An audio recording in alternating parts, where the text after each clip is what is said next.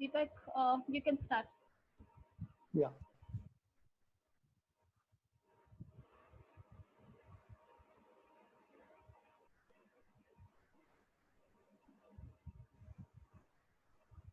So welcome back, friends.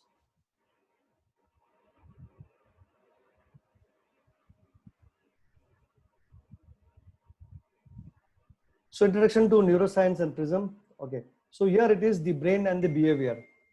Uh, so there are a couple of things mentioned here. So first we'll take a look at the contextual behavior. Okay, what does this say? Okay, it will give you the inputs, just like the word says, adapt and grow. It will give you the inputs to choose when to deploy what. Okay, okay. For example, uh, uh, let's go to the next one and then explain you. And whereas the next is develop behavior. So we develop skills, we gain knowledge, okay, and we know then how to use and where to use this. Okay, and the third factor is genetic behavior, which is born with us. It comes with heredity, it comes with the DNA of us. Okay, so some people say you're born brilliant. Okay, some parents are extraordinary and the kids also become extraordinary. So that comes in the heredity and in the DNA. Okay, the next skill which we do is develop our behavior. So we develop our skills, we do training programs. So we also develop a lot of people. We have also been developed once upon time, and now because of that reason we can also give training programs, part with the knowledge and experiences. Okay, so what does contextual build? Okay, for example, we have been told that it is wrong to tell lies. It is bad thing to tell lies in our childhood. Okay, that is still in the mind. Okay. And but sometimes we do that intentionally, or it comes out automatically, naturally. So in case you know you are trying to help a friend of yours, so what happens? You don't intend, but it comes out naturally. So that is the contextual behavior. So but then you still try to cover it up. Whereas the developed behavior is whatever you have developed over a period of time, you try to use it. And genetic behavior is which comes to you by heredity and DNA.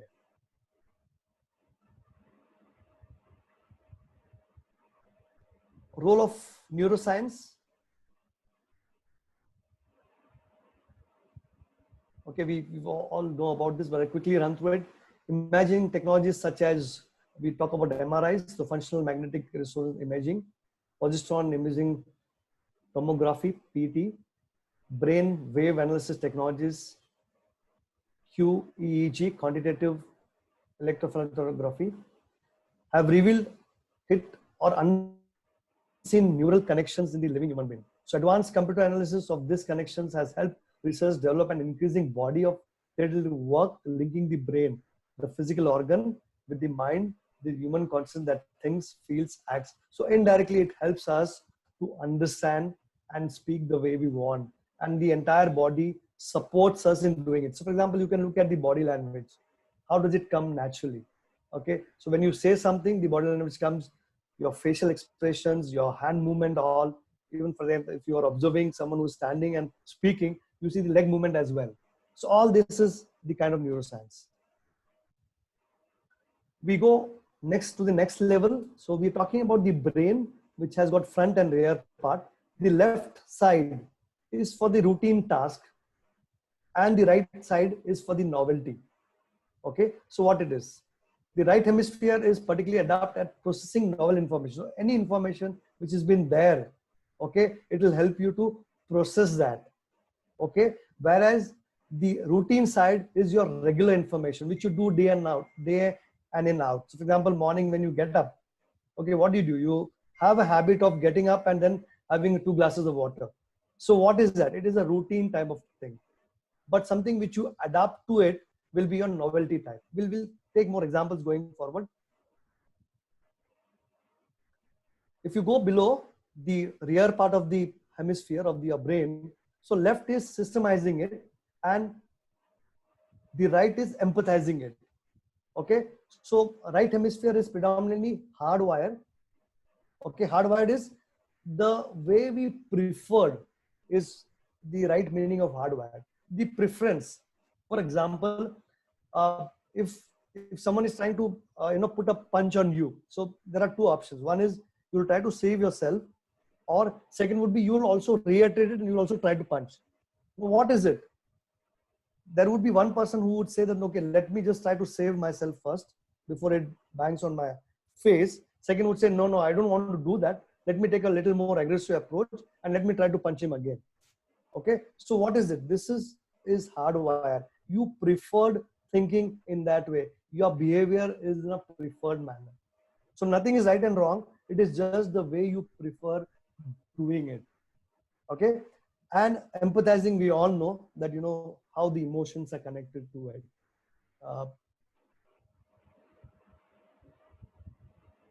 Routine, as I said. Okay, so we come to the next part. The higher the goal, then intensity, the more the person will comply with the rules set by others. So what happens when you do an assessment, you get 360 degrees of your behavioral pattern. We'll see one of the behavioral pattern also few slides down the line. Okay, and there are 4 colors in it, and each of the colors will tell you what is your level at each of the parameters. So we'll get more deeper into it. So we take the goal one. The higher the goal intensity, the more the people will comply with rules set of others. So for example, if you are used to following all the rules, okay, then it is good. So what kind of people do you think who follow the rules will fit into an organization? Can I request everyone to share? So someone who is very, very good at applying the rules, which department do you think this person or a resource will be 100%? Compliance. Deepak ji, Compliance. compliance. Perfect. Accounts. Perfect. Compliance, accounts, legal. Okay. To some extent, MIS. IT. Okay.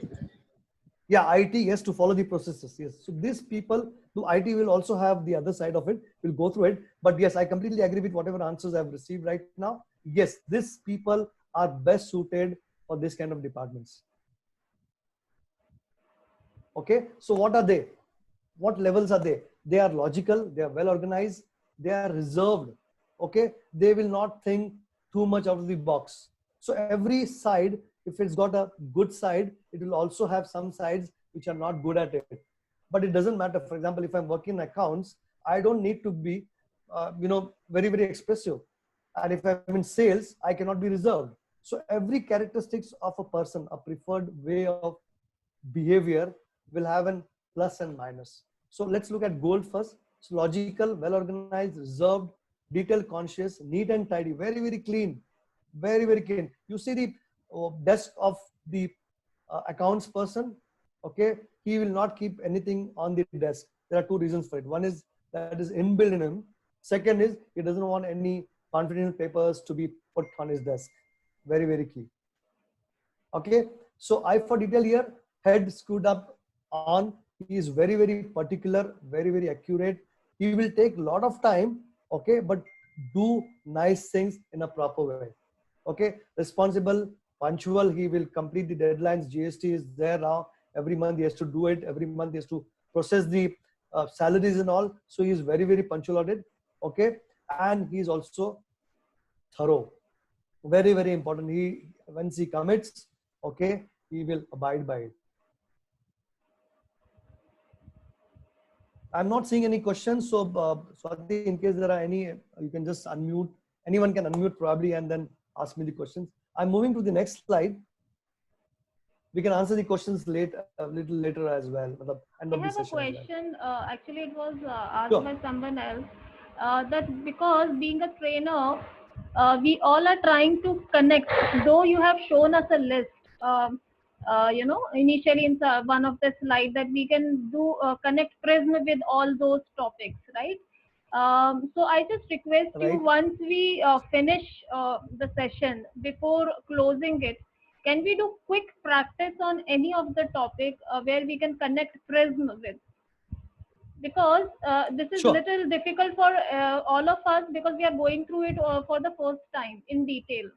So we only have a brief idea that there's a tool which is called as a Prism. So that's why.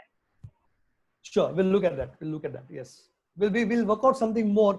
That's the reason I have called Hemang also on the call. so that we can bargain with him to some extent, whatever we can use Prism Yeah, but then for he has this not fraternity of the rejoined, good. Deepak. He has not rejoined. Sorry, He he didn't has not rejoined. rejoin. Yeah. Okay, I'll check with him. I'll check with him. Can I take a second and message him? Sure.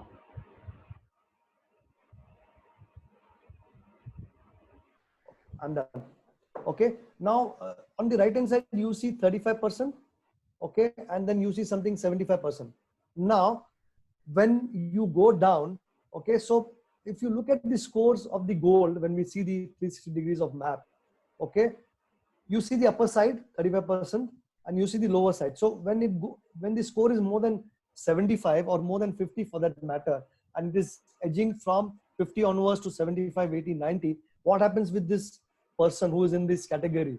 He's unemotional, he's number cruncher, he's calculating, he's cold fish, and he's nerd sometimes. Okay, so so if he's more on gold, okay, on the pointer level, he will have all these characteristics inbuilt within him. Okay, we move to the next. We'll answer the questions at the end, so don't worry about it. If you have any questions, you can just note it down or you can put on the chat.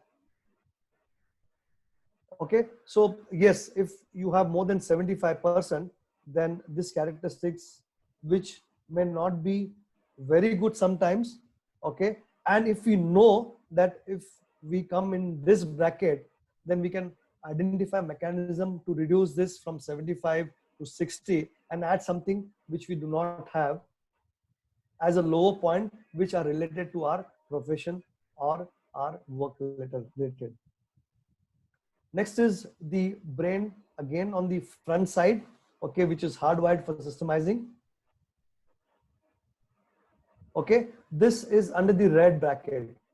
Okay, the higher the red intensity, the more active and focused on individual will be trying to overcome problems and obstacles. So this person, red, is very, they will do that job or the task in matter of whatever happens. In matter of whatever happens, they are very firm. Okay, and let's see what characters we talk about here. Okay, so they are competitive, they are ambitious, they are pushy. So no matter what, as I said, they would do their job, they will get it done. They are good at doing all this. They have excellent characteristics.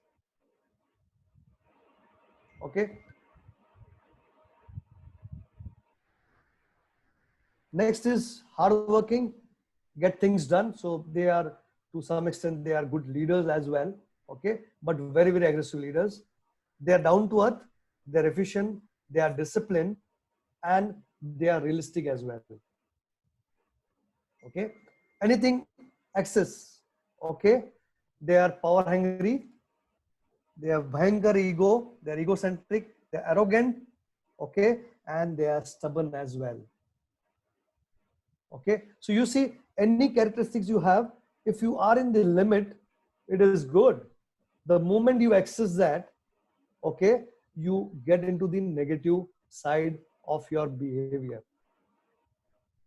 Okay, Swati, Yes. Hemang is already there, and since he's there, can we unmute him and he can probably take the next two behaviors. But I can't see his name in the list. He's by He's there. Is this message me? Smart Move. Swati, Hemang, Okay. yeah, that's me. Yeah. Okay. Hi. Good Hemang. afternoon, Hemang. Hi, good afternoon. Thank you I'll for just joining us. rename. Not a problem at all. I'll just rename it so it'll be easier to kind of get a hang of it. Great. Hemang, Yes, over to you. Deepak. Right. Okay. I can place the slides. You tell me. Okay, so Deepak, I think you can run through the next slide. Good afternoon, everyone. I was just Deepak's done an admirable job introducing Prism, and I think he's done his he's given good insights in terms of where it starts with. I made a note of a couple of pointers which we can come back later, but what I would like to do is just continue with what Deepak has started. So what we are looking at right now is the way our brain is structured is primarily it's divided into 4 hemispheres, and each of the hemisphere is hardwired with a particular function. So we're not saying that, the brain obviously works as an interconnection, but each part is relevant for one particular section. So we looked at the front left, which was about logic and analysis. We looked at the rear left right now, which is about the systemizing on the part of it, and kind of if we scroll ahead to the right hand side, because Deepak's already taken this in. The right hand side is associated with novelty, which is newness, and it's also associated with empathizing. So Deepak, do you want to go on to the next slide? Sure. Right. So what happens is the right side of your brain, the front right, is hardwired at processing new and novel information. So whenever you look at something for the first time, the information goes through from the right hand side. And from the right, it gets transferred to the left, which is where the routine processes and everything is happening. So, for example, when you go to a networking event, the first thing that you do is you scan the room to see who do you recognize and who's new in the room. What happens is when you start looking at those faces, the left side of your brain starts matching the face with the profile. So, when you're looking at people, you would look at saying, this is the person I met him last week, or this is a client that I know from last year, or this is the person that I've known from before, kind of a thing. So the right side of your brain takes in all the new information, and the left side of your brain, which is where the routine and the systemizing are there, looks at processing that information bit. Now, in Prism terms, this is regarded as the green behavior preference. Okay. Deepak, do you want to take the next slide? Sure. Yeah. So in Prism terms, the green behavior dimension is about individuals who have a preference for being a lot more verbal, a lot more persuasive. They always have this ability to influence other people to their way of thinking. So, think of someone within your circle who is very, very active, socially. They are part of a lot of groups, whether it's WhatsApp or Facebook. They always have an opinion on something, and they will always be the ones who would be kind of the life of the party at times, so to speak. So are we all able to visualize kind of people like that? Yes. Yeah. All right. Superb. Okay. Thanks, Vijay. If you go to the next one, Deepak. I have one question. So typically also, what happens? Hemang. Yeah, sure. From Ayan. Yeah. Hi, Hemang. This is Oyun from Calcutta. Yeah. Hi, Ayan. Yeah. Thanks for presenting this. Now, how exactly does this Prism model relate to the DISC framework? So what happens is, when we look at it, there are different behavior profiling tools. So, the idea about understanding behaviors is kind of started, right from the time of Hippocrates, where, the Holy Grail has been to identify behaviors. And there are different methodologies in terms of how we get there. So tools like MBTI, DISC, they're all based out of psychology. They were all developed in the 1940s, 50s, based on theories from William Marston and so on and so forth. What Prism does is it takes it a step further and it uses neuroscience as a base. So what it does is it looks at the hardwiring of the brain and identifies where each of this behavior is generated from. And from there, a questionnaire is prepared and you were able to kind of come up with a behavior preference. So what Deepak mentioned earlier about the Cronbach's alpha, which is a reliability score, the older tools, which are based out of psychology, they will generally have a reliability score of 0.7, 0.8 kind of a thing, which means that on an average, when somebody is completing an inventory, the responses or the outcome is about 70 to 80% accurate. With tools based on neuroscience, the accuracy, especially in Prism term, goes up to 90-95%. So if I was having someone take a Prism inventory versus the same person taking a DISC inventory, if I had to kind of draw ideas about, how accurate these results are, DISC is probably about 80% accurate, 80-82% accurate. Prism is about 90-95% in terms of accuracy, in terms of understanding behavior. Okay, excellent. Thanks a lot. Just one small follow-up question to this. I mean, human behavior over a 35, 38 year of professional career. Yes. It's expected to change. Like, I mean, when I was a engineer trainee to when a person becomes a CXO, obviously the behavior changes, right? be Sure, it yeah. DISC or MBTI, whatever. So Yeah, absolutely. how important is this consistency quotient? So the idea is, that's a very good point, because our behavior does change. I mean, the way you were in college is not the way you are right now, and the way you were in maybe 5 years ago is not what you were, doing today.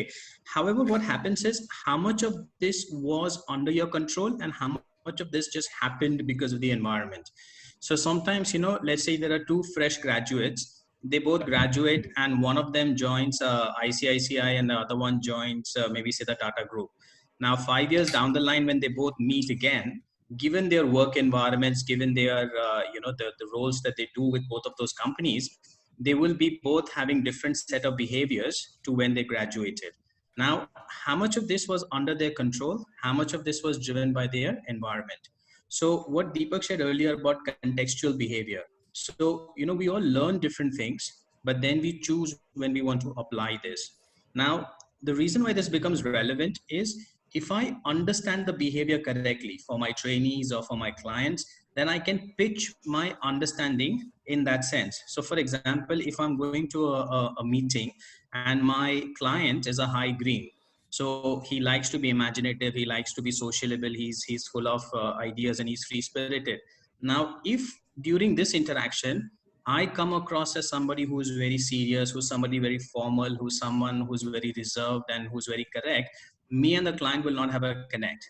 So it becomes difficult for me as a trainer to sell myself or the program, even though, technically it might be the same thing, to connect with that particular client.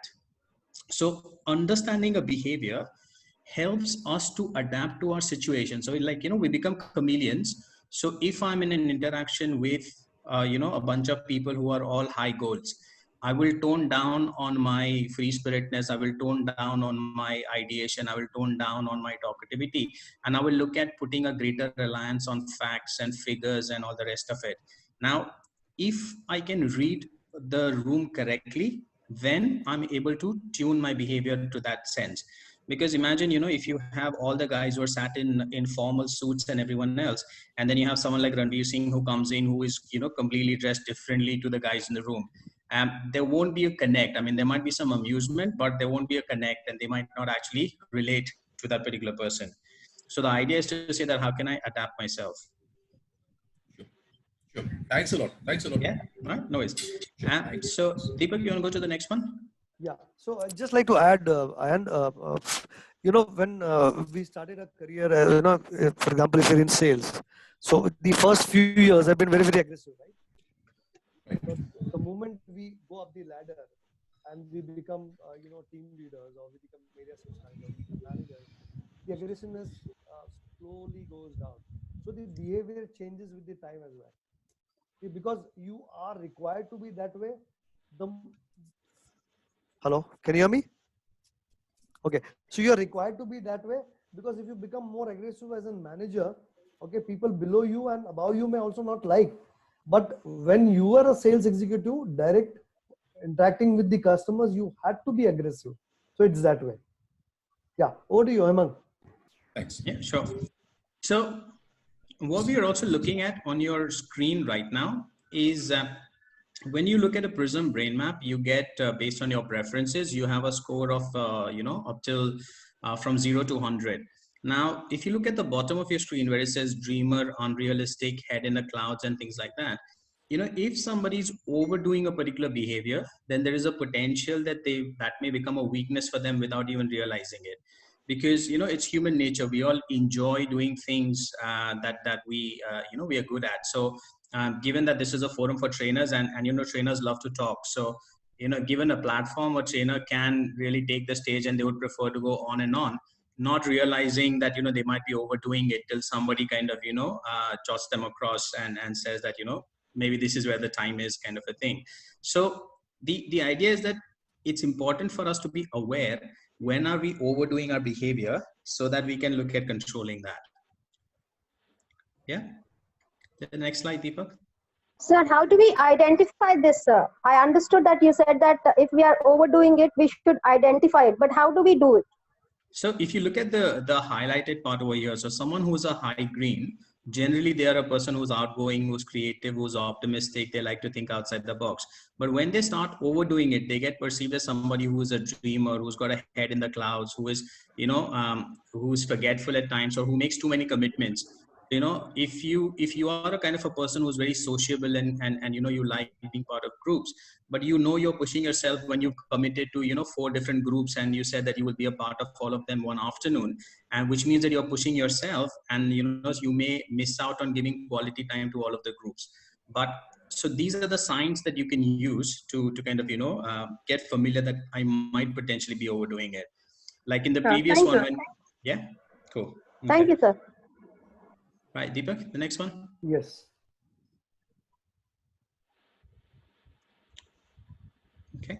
Also on the right hand side, the rear right of your brain is hardwired for empathy. So, some of us are very much in tune with how other people feel. And it's very important from our perspective that, the other person is a lot more, their interests are taken care of. So we are a lot more thinking about the other person. Generally, it could be your family, it could be your friends, it could be your clients, it could be your delegates. So you're thinking about everybody but yourself. In Prism terms, this is the blue behavior dimension. Right, Deepak? Ashik, you. Okay, so the blue behavior dimension is all about feelings. So individuals who have a higher preference for the blue behavior, they're more thinking in terms of what are the feelings of other people. So you see this imagery, this particular person is walking gingerly over the feelings of other persons. So they don't want to kind of step all over the feelings. So the people who have a higher blue preference, it's not that they don't understand the reason for change, or they don't understand that somebody has to be let go, or we have to make that difficult decision, but they don't want to, or they prefer not to make that decision because the adverse impact it might have on the other people. So when we look at the traits associated with the blue behavior dimension, Deepak? Yeah. So some of the traits associated with the blue behavior dimension are individuals, they're soft, they're reliable, they're modest, they're helpful, supportive. But when they start overdoing it, you may come across as somebody who's a pushover, or who's indecisive, or who's overtly sensitive. So, imagine that you're in a group of friends, and, there's one friend, if somebody says, what do you want to do? And he says, whatever everybody else wants to do. So they don't have an opinion whether, you want to go eat at an Italian restaurant, go see a movie, or whatever it is. Now, what will happen is, over a period of time, people will stop asking that particular friend, because he or she is not expressed a preference at any time, and they're okay with what everybody else does. So they just take them for granted. And that is an example when you could be overdoing that particular behavior. And it could also happen in a workplace where you say yes to everybody who drops in an assignment onto you, which might end up that people, even if they have lesser important things, they will still prefer to drop in everything at your desk, just because they know that you're not going to say no. And this could then take a toll on you as an individual. Yeah, so that's one of the instances where you might be overdoing that behavior. Okay, Deepak, do you want to take that over now? Yeah. Okay. Thanks, No problem. for your valuable inputs. So every 2% will have a different way of presentation. You must have noticed that, and that's the behavior. Okay. So this is how when you do your Prism brain mapping assessment, this is how it looks. Okay. So we'll take from the left hand side analysis. So when we talked about the yellow, cautious, methodical, precise, thorough, analytical, and very, very shrewd. Okay. Now there are 2 factors in that yellow one. So if you see finishing and evaluating, now if you look at this, finishing is this person's behavior is right way of doing it. He will always prefer to do it in the right way. Okay. So once you know this behavior, you know what you can expect from him, and this is helpful for us when we are either recruiting someone, or we want to restructure the organization, or you want to put someone and give an additional responsibility. Okay. Whereas the next part is evaluation. So this person is good with stats. Okay. He will do fantastic research.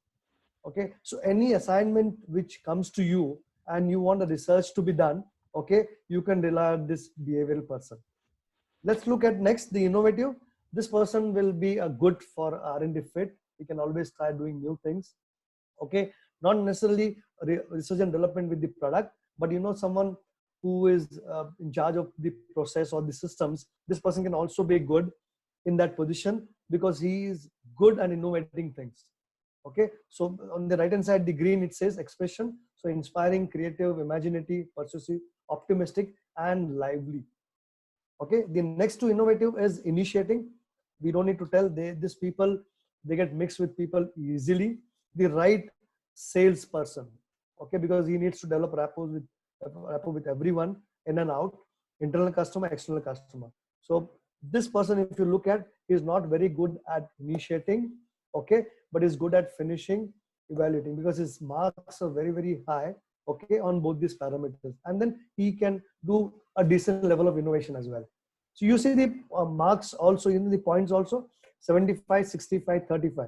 So something which is close to the end part, okay, is 100. So if you look at the evaluation for this gentleman's behavior, it is between 75 and 100, closer to 90. Next is supporting. Okay, I don't need to tell you, understand other persons very, very easily, very, very comfortable. A good person who can do a coordination job nicely. Same is with coordinating, get everyone along, maintain peace.